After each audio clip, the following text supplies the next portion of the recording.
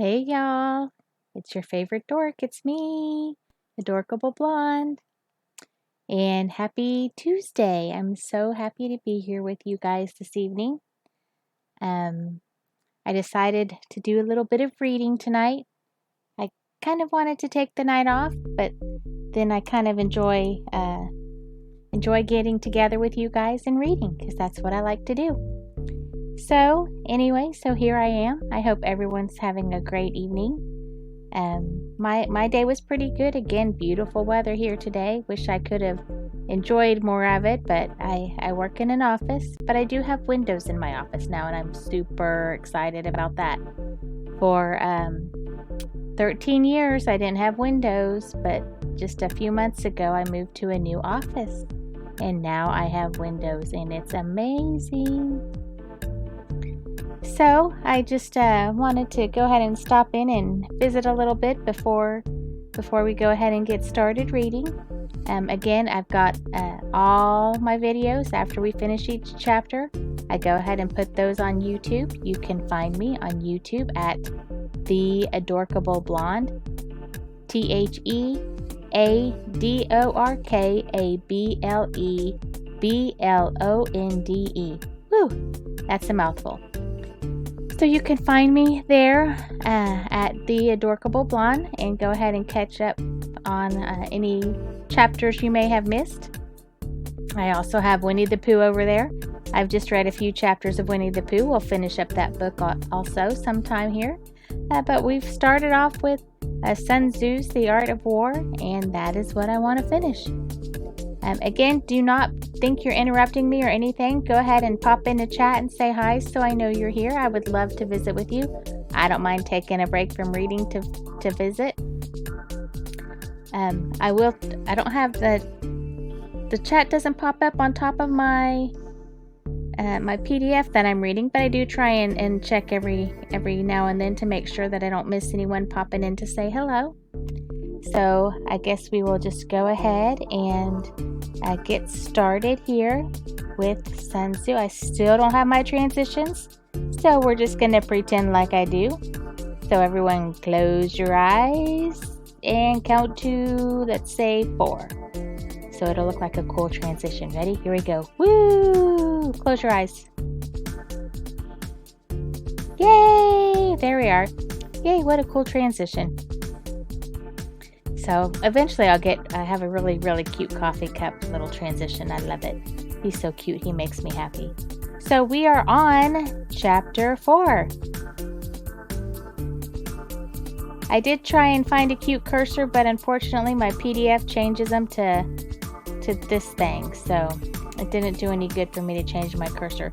I just have a really big pink one here. I don't know why it turns black here. It's supposed to be pink, but it just kind of has a mind of its own. Oops, I probably need to stop the music so we don't get too distracted. It's pretty cool music though.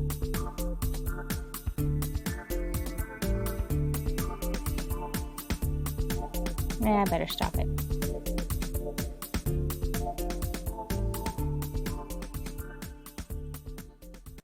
Okay, so here we go.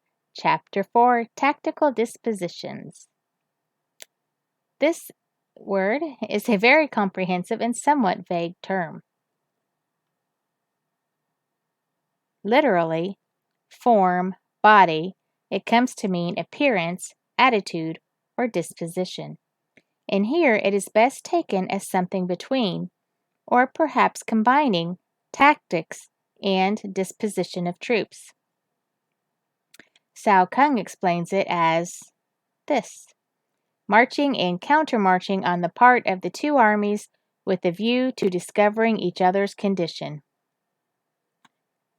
Tu Mu says, it is through the dispositions of an army that its condition may be discovered.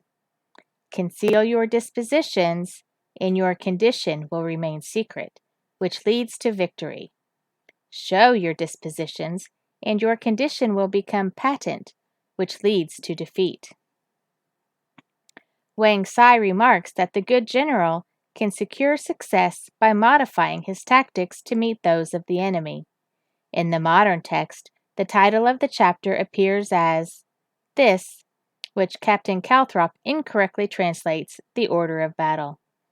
If you're just joining us, the translator of this version really hates the translator of this other version, and he is always pointing out everywhere he's wrong. It's kind of petty. It's kind of hilarious. Oh, and also, what I do is I read through each chapter, and I read everything. I read all the commentaries and all the stuff that's in here. But then after I read it through once like that, at the very end, I'll go back through and I will just read Sun Tzu's points. So that way we get all the commentary, but sometimes it kind of makes it hard to follow what Sun Tzu was saying. So that's why I go back and read it. So, okay. So here we are. Number 1. Sun Tzu said, "The good fighters of old first put themselves beyond the possibility of defeat, and then waited for an opportunity of defeating the enemy." 2. To secure ourselves against defeat lies in our own hands, but the opportunity of defeating the enemy is provided by the enemy himself. That is, of course, by a mistake on his part. Captain Calthrop has, "The causes of defeat come from within.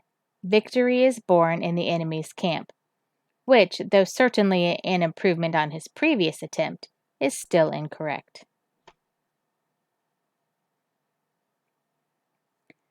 3. Thus the good fighter is able to secure himself against defeat by concealing the disposition of his troops, covering up his tracks, and taking unremitting precautions. Chang Yu. But cannot make certain of defeating the enemy. The original text reads this, which the modern text has further modified into this. Looks like they added this symbol. Captain Calthrop makes out the impossible meaning and further render the enemy incapable of victory. Number 4. Hence the saying, "One may know how to conquer without being able to do it." Captain Calthrop translates, "The conditions necessary for victory may be present, but they cannot always be obtained," which is more or less unintelligible. Okay, seriously now, he's just really, I kind of like that.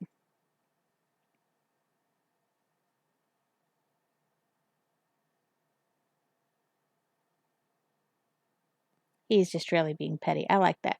The conditions necessary for victory may be present, but they cannot always be obtained. Number 5. Security against defeat implies defensive tactics. Ability to defeat the enemy means taking the offensive.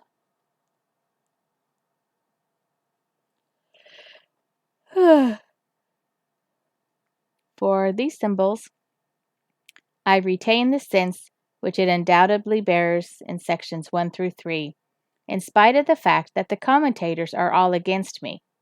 The meaning they give, "He who cannot conquer takes the defensive," is plausible enough, but it is highly improbable that this should suddenly become active in this way. An incorrect variant in the Yulon is this. Boy, now he's just saying everybody's wrong. 6. Standing on the defensive indicates insufficient strength. Attacking, a superabundance of strength. 7. The general who is skilled in defense hides in the most secret recesses of the earth. Literally hides under the ninth earth, which is a metaphor indicating the utmost secrecy and concealment, so that the enemy may not know the whereabouts. This passage have of course no connection with the 9 situations of chapter 11. He who is skilled in attack flashes forth from the topmost heights of heaven. Another metaphor implying that he falls on his adversary like a thunderbolt, against which there is no time to prepare. This is the opinion of most of the commentators, though Cao Kung, followed by Tu Yu, explains this as the hills, rivers, and other natural features which will afford shelter or protection to the attacked, and as the phases of weather which may be turned to account by the attacking party. Captain Calthrop's "the skilful in attack pushed to the topmost heaven" conveys no meaning at all. Thus, on the one hand, we have the ability to protect ourselves, on the other, a victory that is complete. Captain Calthrop draws on a fertile imagination for the following: if these precepts be observed, victory is certain.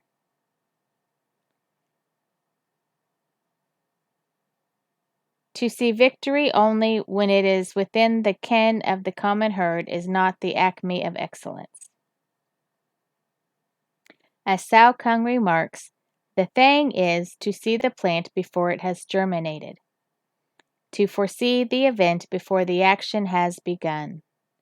Li Chuan alludes to the story of Han Sen, who, when about to attack the vastly superior army of Chao, which was strongly entrenched in the city of Cheingan, said to his officers, "Gentlemen, we are going to annihilate the enemy, and shall meet again at dinner." The officers hardly took his words seriously, and gave a very dubious assent. But Han Sen had already worked out in his mind the details of a clever stratagem whereby, as he foresaw, he was able to capture the city and inflict a crushing defeat on his adversary. For the full story, see this book, chapter 34. Captain Calthrop again blunders badly with a victory, even if popularly. Let's try that sentence again. A victory, even if popularly proclaimed as such by the common folk, may not be a true success. 9. Neither is it the acme of excellence if you fight and conquer, and the whole empire says well done. True excellence being, as Tu Mu says, to plan secretly, to move surreptitiously, to foil the enemy's intentions and balk his schemes, so that at last the day may be won without shedding a drop of blood. Sun Tzu reserves his approbation for things that the world's coarse thumb and finger fail to plumb. 10. To lift an autumn hair is no sign of great strength.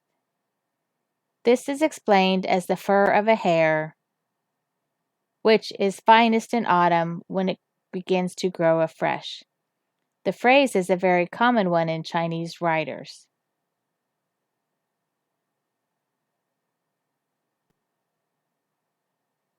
And here's some sources. To see sun and moon is no sign of sharp sight. To hear the noise of thunder is no sign of a quick ear. Ho Shi gives as real instances of strength, sharp sight, and quick hearing Wu Ho, who could lift a tripod weighing 250 stone, Li Chu, who at a distance of 100 paces could see objects no bigger than a mustard seed, and Shi Kuang, a blind musician who could hear the footsteps of a mosquito. Man, I wish I could hear the footsteps of a mosquito because I hate getting bit by them. Be cool if you could hear them because then you could always swat them before they got you. Okay, 11. What the ancients call a clever fighter is one who not only wins, but excels in winning with ease.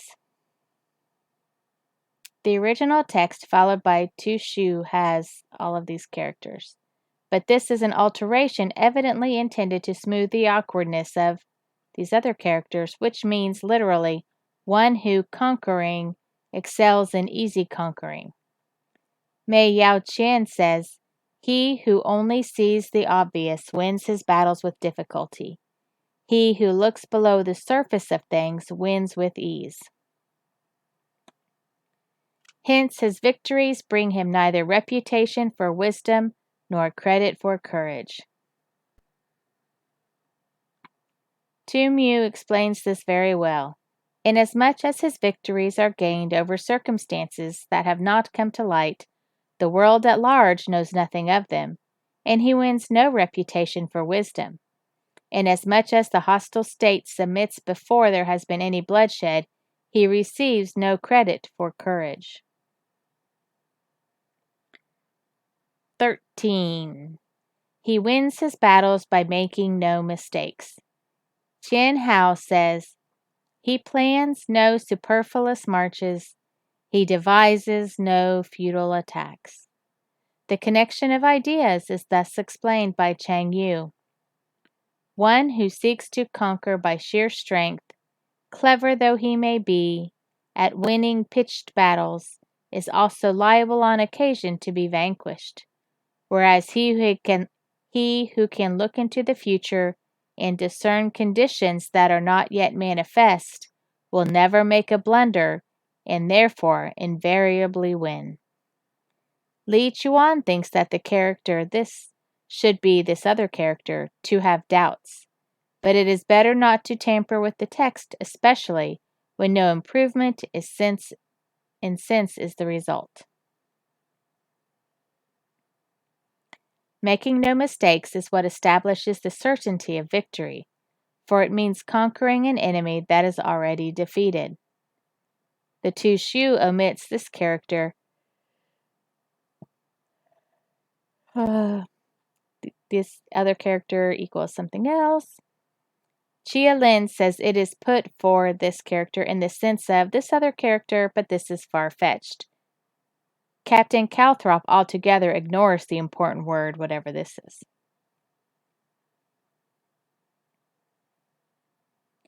Hence, the skillful fighter puts himself into a position which makes defeat impossible, and does not miss the moment for defeating the enemy.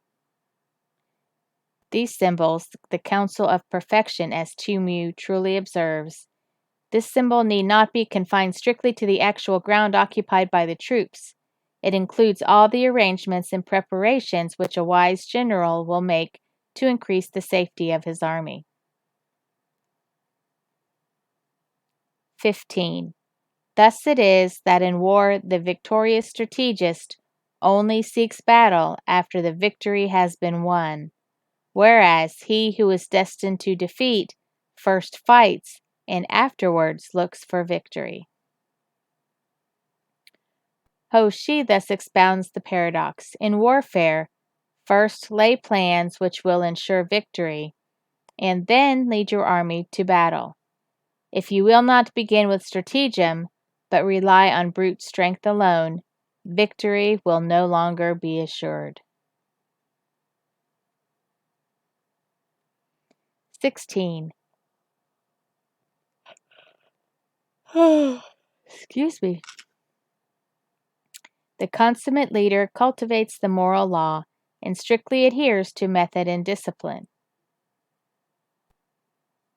For these two symbols, see this note. I think Chang Yu is wrong in altering their signification here and taking them as these symbols and these symbols respectively. Thus, it is in his power to control success. 17. In respect of military method, we have firstly measurement, secondly estimation of quantity, thirdly calculation, fourthly balancing of chances, fifthly victory.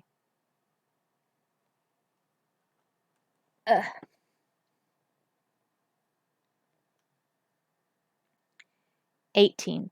Measurement owes its existence to earth, estimation of quantity to measurement, calculation to estimation of quantity, balancing of chances to calculation, and victory to balancing of chances.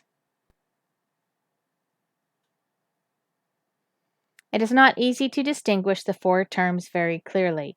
The first seems to be surveying and measurement of the ground, which enable us to form an estimate of the enemy's strength and to make calculations based on the data thus obtained. We are thus led to a general weighing up or comparison of the enemy's chances with our own. If the latter turn the scale, then victory ensues. The chief difficulty lies in this symbol, which some commentators take as a calculation of numbers, thereby making it nearly synonymous with this other symbol. Perhaps it is rather a consideration of the enemy's general position or condition, while this other symbol is the estimate of his numerical strength. On the other hand, 2mu defines this as this and adds all of these. The question of relative strength having been settled, we can bring the varied resources of cunning into play. Ho Shi seconds this interpretation, which is weakened, however, by the fact that this symbol is given as logically consequent on this symbol. This certainty points to the latter being a calculation of numbers. Of Captain Calthrop's version, the less said, the better. Oh my gosh, he won't even tell us what he said, but he has to throw shade. That's hilarious. 19. A victorious army opposed to a routed one is as a pound's weight placed in the scale against a single grain. Literally, a victorious army is like a something weighted against a shoe, which is 1/24 of an ounce, a routed army as a shoe weighted against an eye. The point is simply the enormous advantage which a disciplined force, flushed with victory, has over one demoralized by defeat.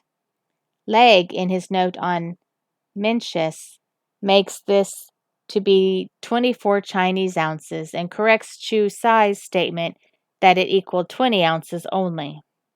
But Li Chuan of the Tang dynasty here gives the same figure as Chu Sai. 20. The onrush of a conquering force is like the bursting of pent-up waters into a chasm 1,000 fathoms deep. So much for tactical dispositions. The construction here is slightly awkward and elliptical, but the general sense is plain. The two shu omits these symbols or Chinese feet. Wow. That was a short chapter. All right, let's go back and read. I guess tonight we'll be doing 2 chapters. So let's go back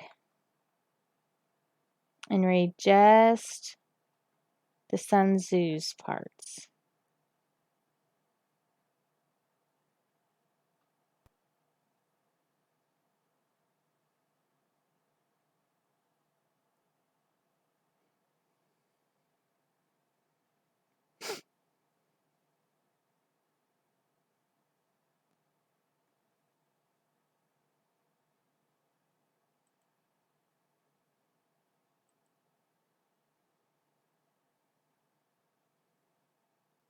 My PDF is not wanting to scroll backwards.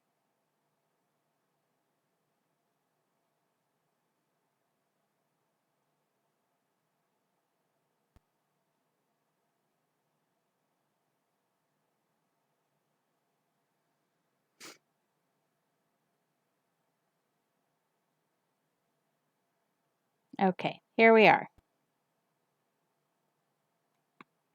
Hopefully we can go forward. So this time through, I'm just going to read Sun Tzu's words without all of the commentary. Chapter 4, Tactical Dispositions. 1. Sun Tzu said, "The good fighters of old first put themselves beyond the possibility of defeat, and then waited for an opportunity of defeating the enemy." 2. To secure ourselves against defeat lies in our own hands, but the opportunity of defeating the enemy is provided by the enemy himself. 3. Thus, the good fighter is able to secure himself against defeat, but cannot make certain of defeating the enemy. 4. Hence the saying, one may know how to conquer without being able to do it. 5. Security against defeat implies defensive tactics. Ability to defeat the enemy means taking the offensive. 6. Standing on the defensive indicates insufficient strength. Attacking a superabundance of strength. 7. The general who is skilled in defense hides in the most secret recesses of the earth. He who is skilled in attack flashes forth from the topmost heights of heaven. Thus, on the one hand, we have ability to protect ourselves, on the other, a victory that is complete. 8. To see victory only when it is well within the ken of the common herd is not the acme of excellence. 9. Neither is it the acme of excellence if you fight and conquer and the whole empire says, "Well done." 10. To lift an autumn hair is no sign of great strength. To see sun and moon is no sign of sharp sight. To hear the noise of thunder is no sign of a quick ear. 11. What the ancients called a clever fighter is one who not only wins but excels in winning with ease.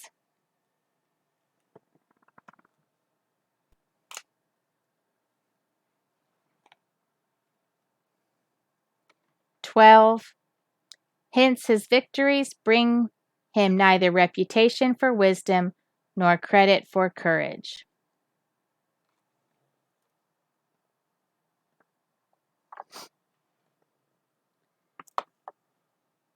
13.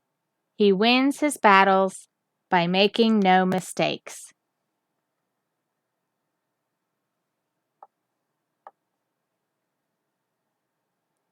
Making no mistakes is what establishes the certainty of victory, for it means conquering an enemy that is already defeated. 14. Hence, the skillful fighter puts himself into a position which makes defeat impossible and does not miss the moment for defeating the enemy. 15. Thus it is that in war the victorious strategist only seeks battle after the victory has been won, whereas he who is destined to defeat first fights and afterwards looks for victory. 16.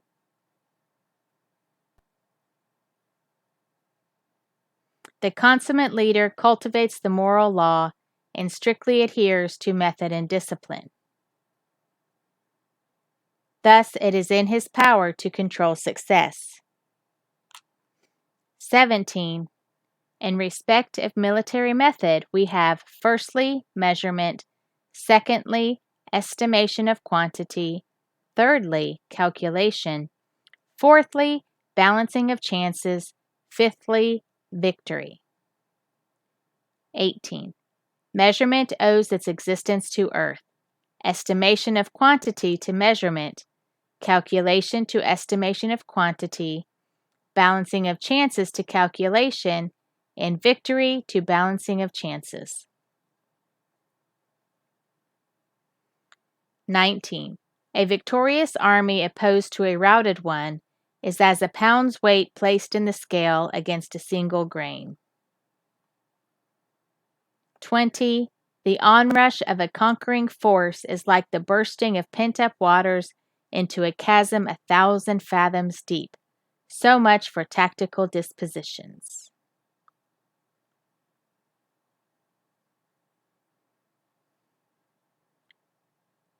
Well, that chapter wasn't too hard. We've only been here for 30 minutes. Usually it takes us like a whole hour to get through one. So let's go ahead and continue on to chapter 5. I did not know we were going to get this far tonight. Chapter 5 is energy. Here it is said to be an older form of this other symbol. Sun Tzu, however, would seem to have used the former in the sense of power and the latter only in the sense of circumstances. The fuller title is found in this Tu Shu in the modern text. Wang Sai expands it to these 4 characters, the application in various ways of accumulated power. And Chang Yu says, when the soldier's energy has reached its height, it may be used to secure victory. Sun Tzu said the control of a large force is the same in principle as the control of a few men. It is merely a question of dividing up their numbers. That is, cutting up the army into regiments, companies, etc., with subordinate officers in command of each. Tu Mu reminds us of Han Sen's famous reply to the first Han Emperor, who once said to him, "How large an army do you think I could lead?" "Not more than 100,000 men, your majesty." "And you?" asked the emperor. "Oh," he answered, "the more the better." Chang Yu gives the following curious table of the subdivisions of an army. 5 men make this. Okay, there's just a lot of symbols and it's not. Okay. So it's just a bunch of equivalents, but he uses a bunch of Chinese symbols, and I don't know what the symbols are, so it's not going to make any sense if I try and read that. Fighting with a large army under your command is no wise different from fighting with a small one. It is merely a question of instituting signs and signals. One must be careful to avoid translating fighting against a large number, no reference to the enemy being intended. This symbol is explained by Cao Kung as denoting flags and banners by means of which every soldier may recognize his own particular regiment or company, and thus confusion may be prevented. This he explains as drums and gongs, which from the earliest times were used to sound the advance and the retreat, respectively. Tu Mu defines these symbols as marshalling the troops in order, and takes this as the flags and banners. Wang Sai also dissents from Cao Kung, referring to the ordering of troops by means of banners, drums, and gongs, and to the various names by which the regiments might be distinguished. There is much to be said for this view.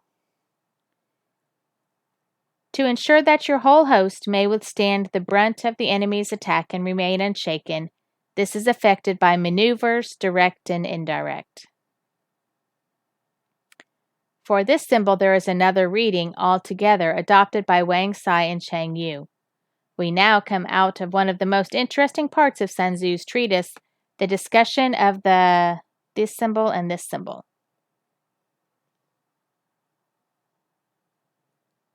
As it is by no means easy to grasp the full significance of these two terms, or to render them at all consistently by good English equivalents, it may be as well to tabulate some of the commentators' remarks on the subject before proceeding further.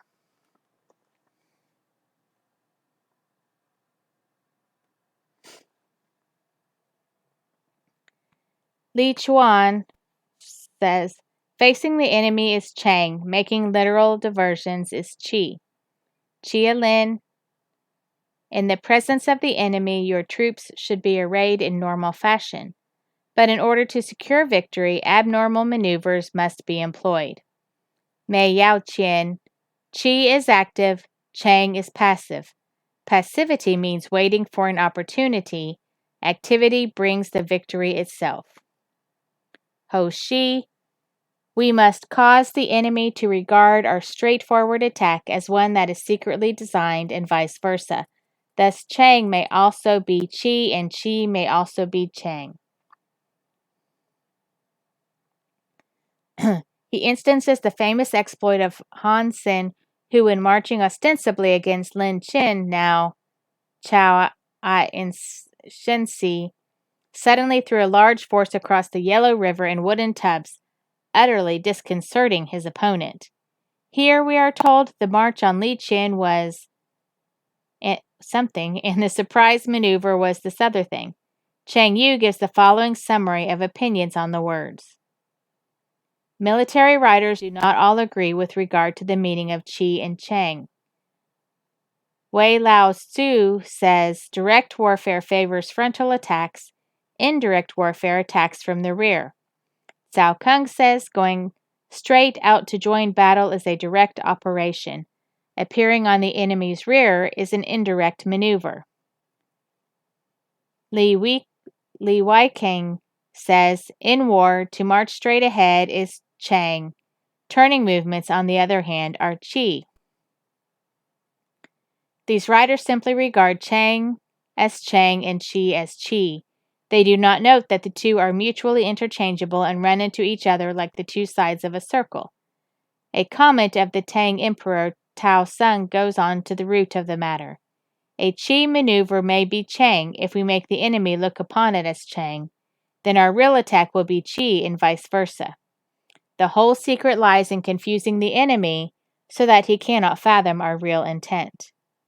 To put it perhaps a little more clearly, any attack or other operation is this, on which the enemy has had his attention fixed, whereas that is this symbol which takes him by surprise or comes from an unexpected quarter.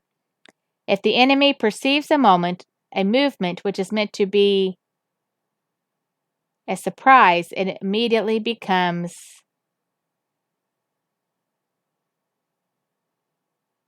not a surprise. That the impact of your army may be like a grindstone dashed against an egg. This is effected by the science of weak points and strong. Okay, I'm thinking about this sentence up here though. Which makes sense if you're trying to do a surprise attack, but the enemy sees you, then it's not a surprise anymore.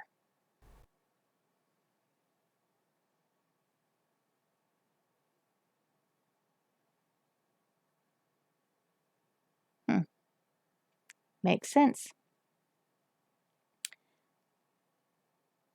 Literally, the hollow and the solid is the title of chapter 6.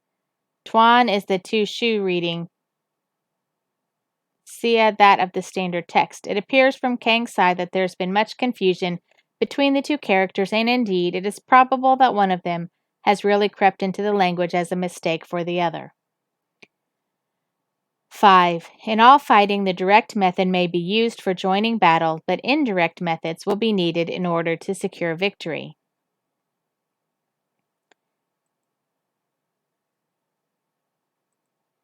Chang Yu says, steadily develop indirect tactics either by pounding the enemy's flanks or falling on his rear. A brilliant example of indirect tactics which decided the fortunes of a campaign was Lord Robert's night march round the Pewar Kotal in the Second Afghan War.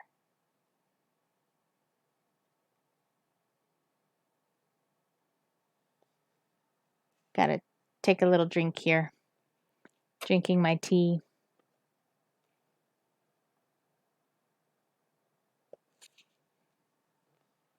Sorry, I forgot to hit mute. Nobody needed to hear me drink my tea. But okay. Number 6. Indirect tactics efficiently applied are inexhaustible as heaven and earth, and ending as the flow of rivers and streams. This symbol is the universally accepted emendation for this symbol, the reading of these.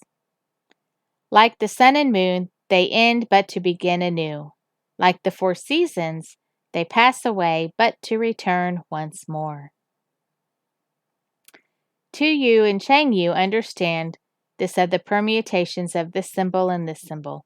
But at present Sun Tzu was not speaking of this at all, unless indeed we suppose with these symbols Chang Yuxian that a clause relating to it has fallen out of the text. Of course, as has already been pointed out, the two are so inextricably interwoven in all military operations that they cannot really be considered apart. Here we simply have an expression in the figurative language of the almost infinite resource of a great leader. There are not more than 5 musical notes, yet the combination of these 5 give rise to more melodies than can ever be heard.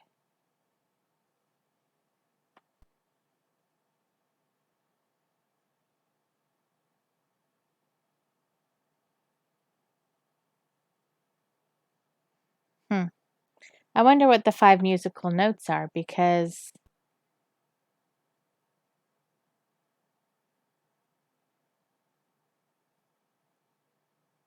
I think we have like 8, do, re, mi, fa, sol, la, ti, do. We have 9, and then there's those sharps, and so we have 8. I wonder what the 5 are. That's interesting.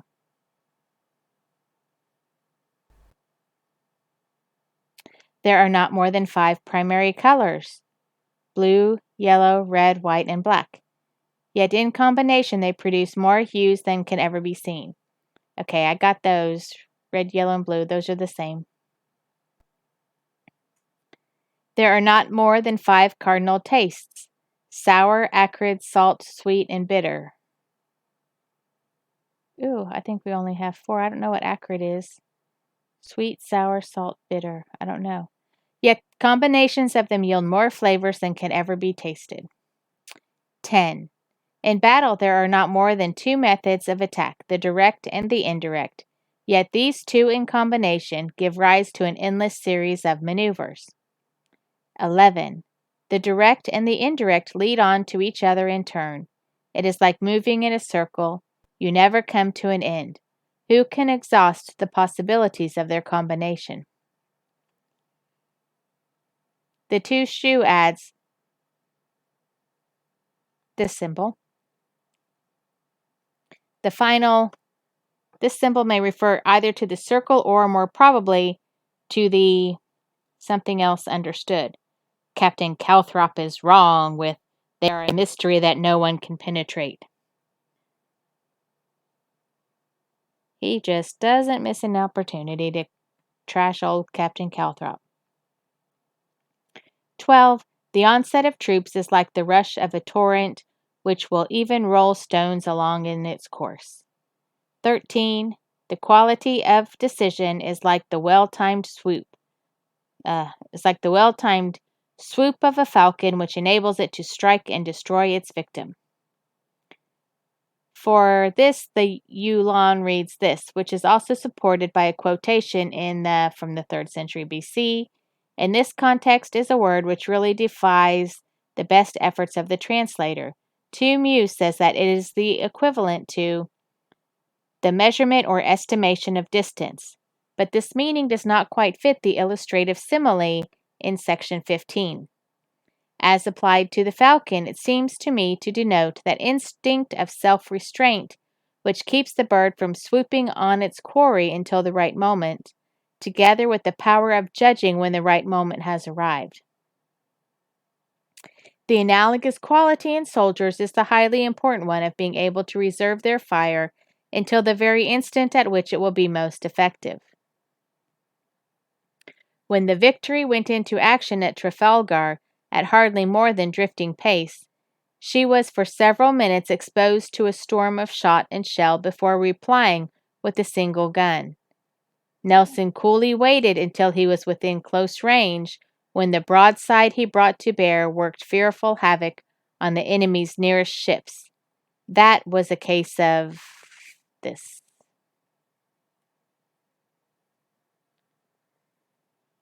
Therefore, the good fighter will be terrible in his onset and prompt in his decision. 2U defines this here by this word, which is very like decision in English. It certainly is used in a very unusual sense, even if, as the commentators say, it is the same as this.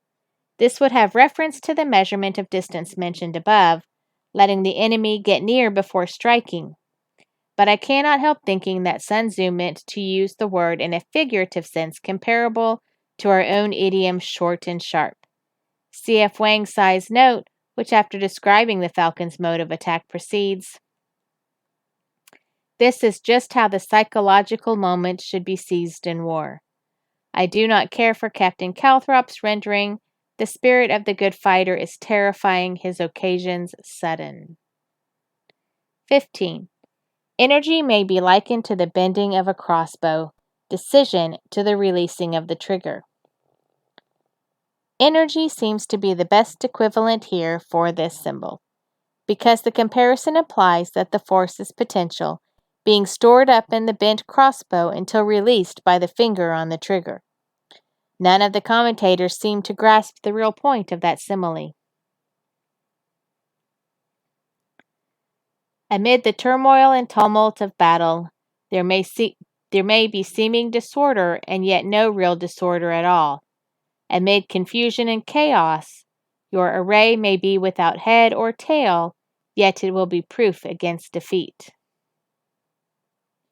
Literally, formation circular is explained by Li Chuan as without back or front. Let me reposition here. Gotta get my mouse in the right place. Mei Yaoqian says, the subdivisions of the army having been previously fixed and the various signals agreed upon, the separating and joining, the dispersing and collecting, which will take place in the course of a battle, may give the appearance of disorder when no real disorder is possible. Your formation may be without head or tail, your dispositions all topsy-turvy, and yet a rout of your forces quite out of the question. It is a little difficult to decide whether these symbols should not be taken as imperatives. Fight in disorder for the purpose of deceiving the enemy, and you will be secure against real disorder.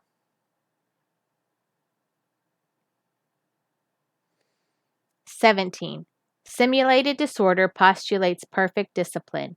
Simulated fear postulates courage. Simulated weakness postulates strength. In order to make the translation intelligible, it is necessary to tone down the sharply paradoxical form of the original. Cao Kung throws out a hint of the meaning in his brief note. These things all serve to destroy formation and conceal one's condition. But Tu Mu is the first to put it quite plainly. If you wish to feign confusion in order to lure the enemy on, you must first have perfect discipline. If you wish to display timidity in order to entrap the enemy, you must have extreme courage. If you wish to parade your weakness in order to make the enemy overconfident, you must have exceeding strength. 18. Hiding order beneath the cloak of disorder is simply a question of subdivision. Concealing courage under a show of timidity presupposes a fund of latent energy. It is passing strange that the commentator should understand this here as circumstances, a totally different sense from that which it has previously borne in this chapter. Thus Tu Mu says, seeing that we are favorably circumstanced and yet make no move, the enemy will believe that we are really afraid. Masking strength with weakness is to be effected by tactical dispositions. Chang Yu relates the following anecdote of Cao Su, the first Han emperor. Wishing to crush the Xiongnu, he sent out spies to report on their condition. But the Xiongnu, forewarned, carefully concealed all their able-bodied men and well-fed horses, and only allowed infirm soldiers and emaciated cattle to be seen.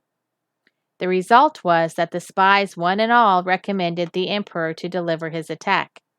Lu Qing alone opposed them, saying, when two countries go to war, they are naturally inclined to make an ostentatious display of their strength.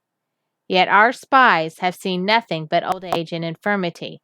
This is surely some ruse on the part of the enemy, and it would be unwise for us to attack. The emperor, however, disregarding this advice, fell into the trap and found himself surrounded at Potang.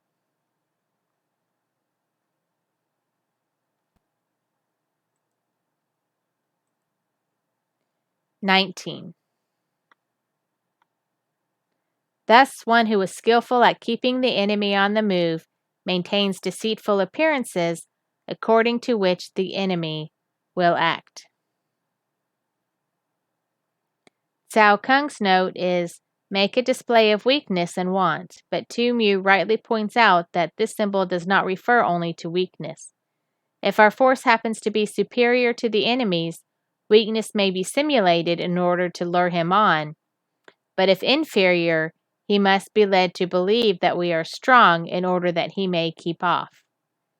In fact, all the enemy's movements should be determined by the signs that we choose to give him.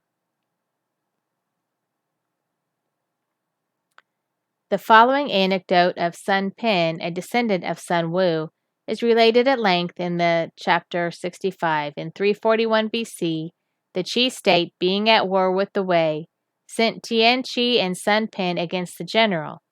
Pang Chuan, who happened to be a deadly personal enemy of the latter. Sun Pen said, "The Qi state has a reputation for cowardice, and therefore our adversary despises us. Let us turn this circumstance to account." Accordingly, when the army had crossed the border into Wei territory, he gave orders to show 100,000 fires on the first night, 50,000 on the next, and the night after only 20,000. Pang Chuan pursued them hotly, saying to himself, "I knew these men of Qi were cowards. Their numbers have already fallen away by more than half." In his retreat, Sun Pen came to a narrow defile which he calculated that his pursuers would reach after dark. Here he had a tree stripped of its bark and inscribed upon it the words, "Under this tree shall Pang Chuan die." Then, as night began to fall, he placed a strong body of archers in ambush nearby, with orders to shoot directly they saw a light. Later on, Pang Chuan arrived at the spot and, noticing the tree, struck a light in order to read what was written on it. His body was immediately riddled by a volley of arrows, and his whole army thrown into confusion. That's kind of clever. The above is Tu Mu's version of the story. The Shi Qi, less dramatically, but probably with more historical truth, makes Pang Chuan cut his own throat with an exclamation of despair after the rout of his army. He sacrifices something that the enemy may snatch at it. 20. By holding out baits, he keeps him on the march. Then, with a body of picked men, he lies in wait for him. This would appear to be the meaning if we retain this symbol, which Mei Yao Chen explains as men of spirit. The Tu Shu reads in emendation suggested by Li Chang. The meaning then would be, he lies in wait with the main body of his troops. 21. The clever combatant looks to the effect of combined energy and does not require too much from individuals. I have my arm sitting in the wrong place, and now my arm is hurting from holding my mouse wrong.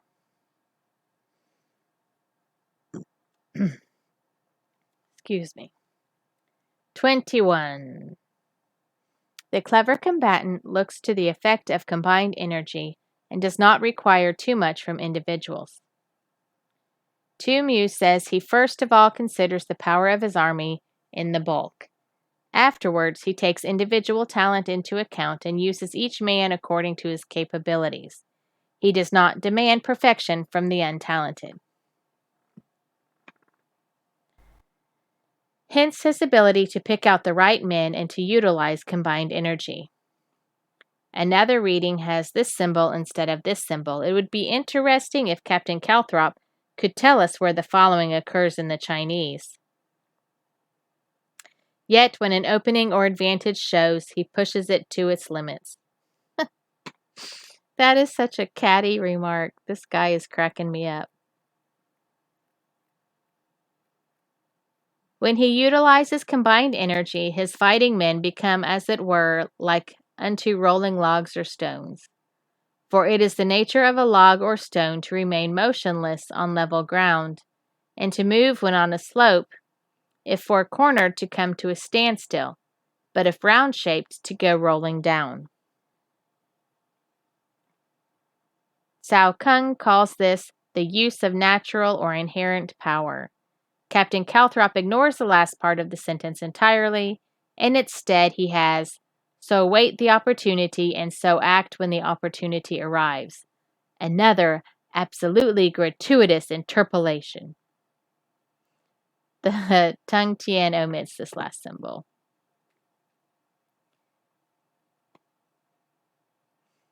Thus, the energy developed by good fighting men is as the momentum of a round stone rolled down a mountain, thousands of feet in height. So much on the subject of energy. The Tung Tien omits this symbol. The chief lesson of this chapter, in Tu Mu's opinion, is the paramount importance in war of rapid evolutions and sudden rushes. Great results, he adds, can thus be achieved with small forces. And we had another short chapter. Well, that's just perfect. All right, so now let's go back and read it without the catty remarks and all the commentary. I just love how much he does not like Captain Calthrop. I want to do a little, I wonder if they were like contemporaries or like was Captain Calthrop just like hundreds of years before him. I just wonder why he really, really doesn't like him so much. Oh my gosh, go away. Why are all these windows popping up? Now it's messing things up. Okay, there we go.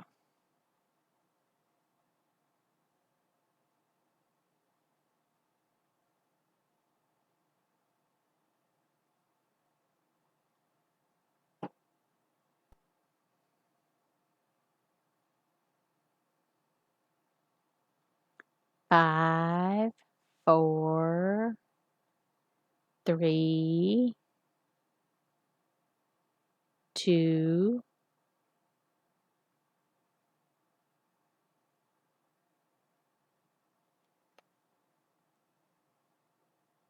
mostly 2, 1. Okay. So let's go through and read this, just the parts that Sun Tzu said, according to this dude. Chapter 5, Energy. Sun Tzu said, "The control of a large force is the same in principle as the control of a few men. It is merely a question of dividing up their numbers." 2. Fighting with a large army under your command is no wise different from fighting with a small one. It is merely a question of instituting signs and signals. 3. To ensure that your whole host may withstand the brunt of the enemy's attack and remain unshaken, this is effected by maneuvers, direct and indirect.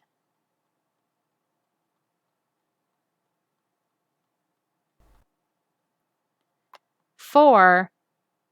That the impact of your army may be like a grindstone dashed against an egg. This is effected by the science of weak points and strong. 5. In all fighting, the direct method may be used for joining battle, but indirect methods will be needed in order to secure victory. 6. Indirect tactics, efficiently applied, are inexhaustible as heaven and earth, unending as the flow of rivers and streams. Like the sun and moon, they end but to begin anew. Like the 4 seasons, they pass away but to return once more. 7. There are not more than 5 musical notes, yet the combinations of these 5 give rise to more melodies than can ever be heard. 8. There are not more than 5 primary colors, yet in combination they produce more hues than can ever be seen.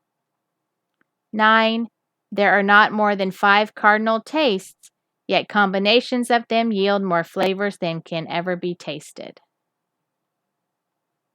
10. In battle, there are not more than 2 methods of attack, the direct and the indirect, yet these 2 in combination give rise to an endless series of maneuvers.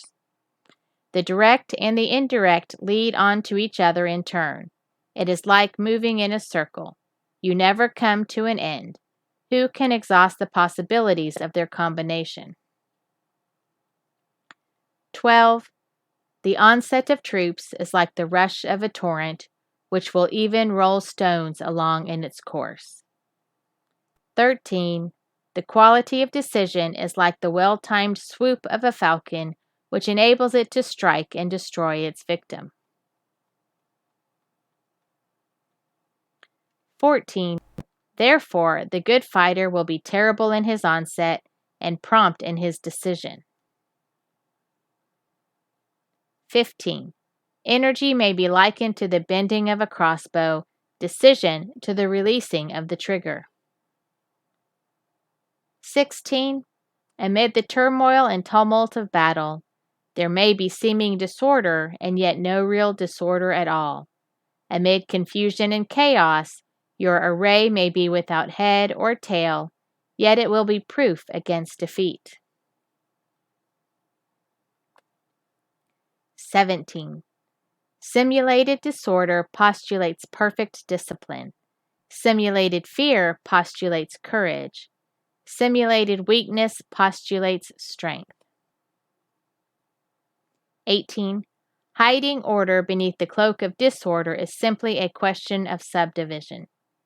Concealing courage under a show of timidity presupposes a fund of latent energy. Masking strength with weakness is to be effected by tactical dispositions. 19. Thus, one who is skillful at keeping the enemy on the move maintains deceitful appearances according to which the enemy will act. He sacrifices something that the enemy may snatch at it. 20. By holding out baits, he keeps him on the march. Then, with a body of picked men, he lies in wait for him.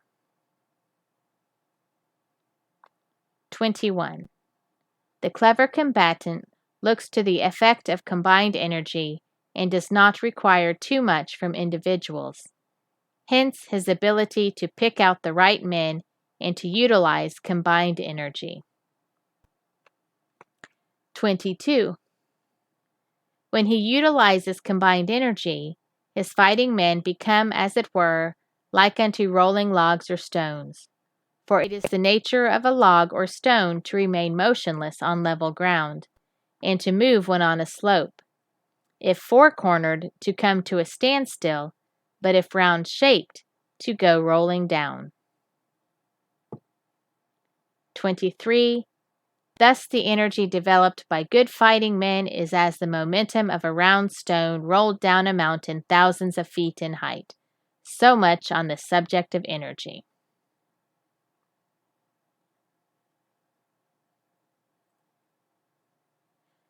And that's it for the book. Yay! So we did 2 chapters tonight. That's super duper exciting. I'm gonna pop back in here. Yay! So yay! So there's 13 chapters. We're not even halfway done, but we're making some progress. I'm super excited. So we did, let's see. We're up to so we did 4 and 5. We're up to chapter 6. So we are almost halfway done. That's pretty cool. I'm excited about that. It's a lot harder to read than I thought it was going to be. I don't know. Maybe if I found a book without the commentary. But I think the interesting thing about the commentary is to realize that nobody really knows what they're saying. Even the people the commentators who read Chinese know a lot of those Chinese characters because the book was written so long ago and there's parts of it missing. We don't really know, but a lot of it makes a whole lot of sense. And it's kind of interesting to read different people's interpretations of things, even old Captain Calthrop, who our translator thinks is trash. It's kind of, I think some of his are pretty eloquent, and I think they're pretty close to the meaning too, or just some of the other meanings that people read. We don't really know what the original I don't know what the original meanings are. I only get what I get from other people's interpretations of it. But that's kind of good too. That's interesting to learn all those things from everyone. So I will probably read one more time this week. I don't know if I'm going to read, if I'll read another chapter of The Art of War, or if I'll finish up some Winnie the Pooh and just kind of chill and relax. But I'll be back probably, let's see, today is Tuesday. I'll be back either Wednesday or Thursday to read with you for anyone who wants to show up. Of course, I'll post this video to my YouTube channel so you can catch up if you've missed visiting with us. And I hope everyone has a great evening. I'm so super excited you decided to come join me. This is fun. I'm really having fun doing this, you guys. So I hope that you guys are enjoying it too. And I will see you guys next time. And I hope you have an amazing night. Bye.